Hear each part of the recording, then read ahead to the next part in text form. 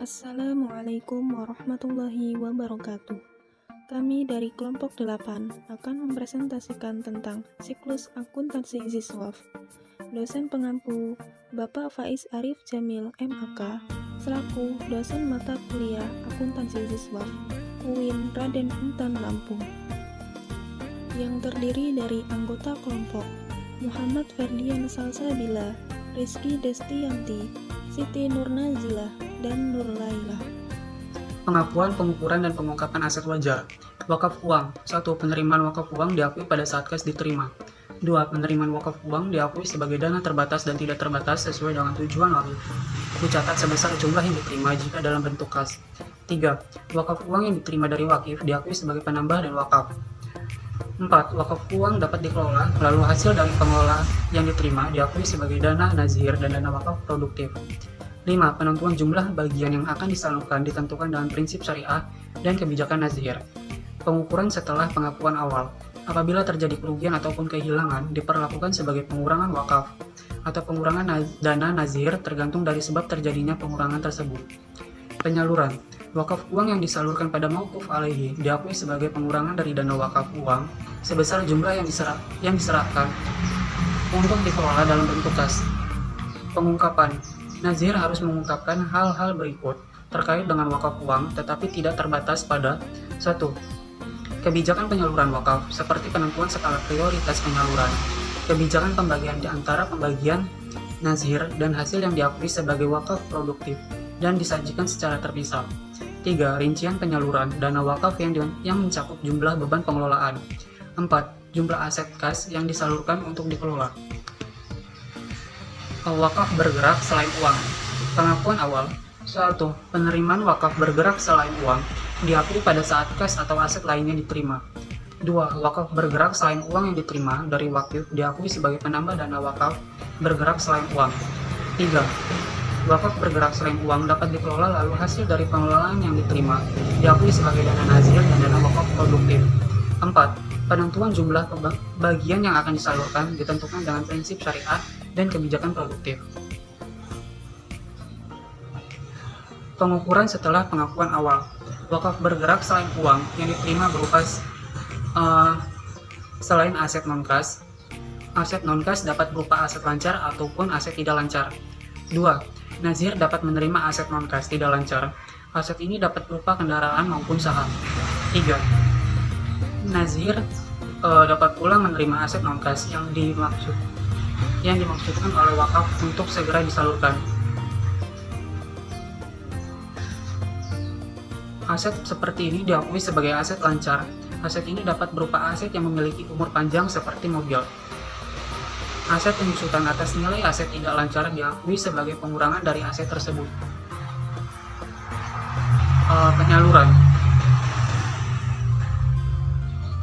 Penyaluran. Wakaf bergerak selain uang diakui sebagai pengurangan dari dana wakaf bergerak selain uang sebesar nilai tercatat aset jika dalam bentuk non-kas aset lancar maupun dalam bentuk non-kas aset lancar. Pengungkapan. Nazir harus mengungkapkan hal-hal berikut terkait dengan transaksi wakaf bergerak selain uang tetapi tidak terbatas pada 1. Kebijakan pembagian antara hasil pembagian nazir dan hasil diakui sebagai wakaf produktif dan disajikan secara terpisah. 2. Kebijakan penyaluran wakaf seperti penentuan skala prioritas penyaluran. 3. Keberadaan wakaf yang langsung disalurkan tanpa dikelola terlebih dahulu, jika maka harus diungkapkan sebesar jumlah yang disalurkan. 4. Rincian jumlah penyaluran dana wakaf yang mencakup jumlah yang disalurkan. Materi yang selanjutnya yaitu wakaf tidak bergerak. Pada pengakuan awal, yang pertama, penerimaan wakaf tidak bergerak diakui pada saat aset dan kas lainnya diterima. Yang kedua, wakaf yang diterima dari wakif diakui sebagai penambah dana dari wakaf tidak bergerak. Yang ketiga, wakaf tidak bergerak dapat dikelola, kemudian hasil dari pengelolaan yang diterima diakui sebagai dana nazir dan dana wakaf produktif. Yang selanjutnya yaitu aset non-kas tidak lancar yang diterima oleh nazir diamanahkan untuk dikelola dinilai sebesar nilai wajar yang relevan pada saat penerimaannya dan diikuti sebagai aset wakaf tidak bergerak. Yang selanjutnya yaitu penyusunan dari aset tersebut diperlakukan sebagai pengurangan dari aset tersebut. Yang selanjutnya yaitu apabila terjadi kerugian maupun kehilangan diperlakukan sebagai pengurang dana wakaf atau pengurang dana nazir tergantung dari sebab terjadinya kerugian tersebut. Dan selanjutnya itu ada penyaluran. Jadi penyaluran dari wakaf tidak bergerak ini diakui sebagai pengurang dari dana wakaf tidak bergerak sebesar nilai tercatat aset yang disalurkan. Yang selanjutnya ada pengungkapan. Jadi wakaf tidak bergerak ini nih nazir harus mengungkapkan hal-hal yang terkait dengan transaksi wakaf tidak bergerak, tetapi tidak terbatas pada yang pertama, yaitu ada metode penentuan nilai wajar yang digunakan untuk penerimaan wakaf berupa wakaf tidak bergerak. Yang kedua itu ada kebijakan pembagian antara hasil bagian nazir dan hasil yang diakui sebagai wakaf produktif dan disajikan secara terpisah. Yang selanjutnya yaitu ada kebijakan penyaluran wakaf seperti penentuan skala prioritas penyalurannya. Yang selanjutnya, yang terakhir yaitu ada rincian jumlah penyaluran dana wakaf yang mencakup jumlah beban pengelolaan. Wakaf melalui uang terdiri dari A. Wakaf melalui uang dapat dilakukan untuk tujuan sosial dan produktif. B. Pemanfaatan wakaf melalui uang terikat karena penghimpunan berbasis program dan proyek wakaf. C. Wakaf melalui uang tujuan produktif, hasilnya yang disalurkan untuk maupun alih wakaf melalui uang untuk tujuan sosial, langsung dimanfaatkan sesuai dengan program atau proyek sosial wakaf. D. Wakaf melalui uang harta benda, wakafnya adalah barang atau bendanya. E. Wakaf melalui uang yang harus dijaga oleh nazir adalah asetnya, sesuai dengan umur ekonomisnya alamiahnya. F. Wakaf melalui uang beban nilai aset wakafnya berkurang karena beban penyusutan yang terjadi secara wajar atau alamiah, sesuai dengan umur ekonomis alamiahnya. Siklus akuntansi. Pengertian siklus akuntansi. Siklus akuntansi merupakan suatu proses penyediaan informasi dan memberikan gambaran mengenai tahapan kegiatan akuntansi, mulai dari tahap pencatatan, penggolongan, pengistisyarat, dan pelaporan. Proses tersebut dimulai saat terjadinya sebuah transaksi. Baiklah, materi selanjutnya yaitu tahapan siklus akuntansi. Yang pertama, tahap pencatatan.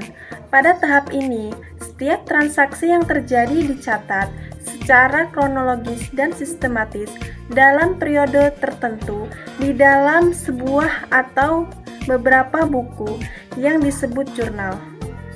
Sedangkan jurnal adalah suatu buku di mana transaksi dimasukkan ke dalam buku besar. Tetapi ini berawal dari bukti-bukti transaksi selanjutnya yang dilakukan pencatatan ke dalam buku yang sesuai. Selanjutnya yaitu tahap penggolongan. Setelah dilakukan pencatatan, tahap selanjutnya adalah penggolongan. Tahap penggolongan merupakan tahap pengelompokan catatan, bukti, dan saldo-saldo yang telah dicatat dan dinilai ke dalam kelompok debit dan kredit. Pada tahap pengikhtisaran dilakukan pembuatan neraca saldo atas saldo akhir dan akun-akun yang telah dicatat dalam buku besar pada tahap penggolongannya. Selanjutnya yaitu tahap pelaporan. Tahap pelaporan merupakan tahap terakhir dari siklus akuntansi. Pada tahap ini dilakukan pembuatan laporan keuangan pada akuntansi lembaga wakaf. Laporan keuangan yang dibuat adalah laporan perubahan dana, laporan posisi keuangan, laporan perubahan aset, kelolaan, dan laporan arus kas. Selanjutnya, yang pertama yaitu laporan perubahan dana. Laporan ini berisi tentang penerimaan dan penyaluran dana, dan ditambah dengan saldo awal dana sehingga dapat diketahui saldo akhir dana pada saat tanggal pelaporan.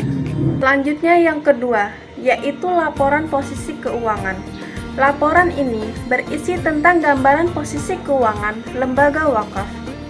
Akun yang termasuk dalam laporan ini adalah aset, kewajiban, dan saldo dana. Saldo dana yang dimaksud adalah perubahan dana. Dalam akuntansi, laporan ini harus balance. Artinya, nilai aset harus sama dengan nilai kewajiban ditambah dengan saldo dana. Selanjutnya yang ketiga, yaitu laporan perubahan aset kelolaan. Pada laporan ini berisi tentang penambahan dan pengurangan atas aset-aset wakaf yang dikelola oleh lembaga wakaf. Akun yang termasuk dalam laporan ini aset kelolaan lancar dan aset kelolaan tidak lancar, yang masing-masing dilakukan penambahan, pengurangan, penyisihan, dan penyusutan jika ada, sehingga dapat diketahui berapa nilai akhir dari aset yang dikelola oleh lembaga wakaf. Dan yang keempat, laporan arus kas. Laporan ini berisi arus kas masuk dan arus kas keluar dari lembaga wakaf. Terdapat 3 aktivitas, yaitu aktivitas operasi, aktivitas investasi, dan aktivitas pendanaan.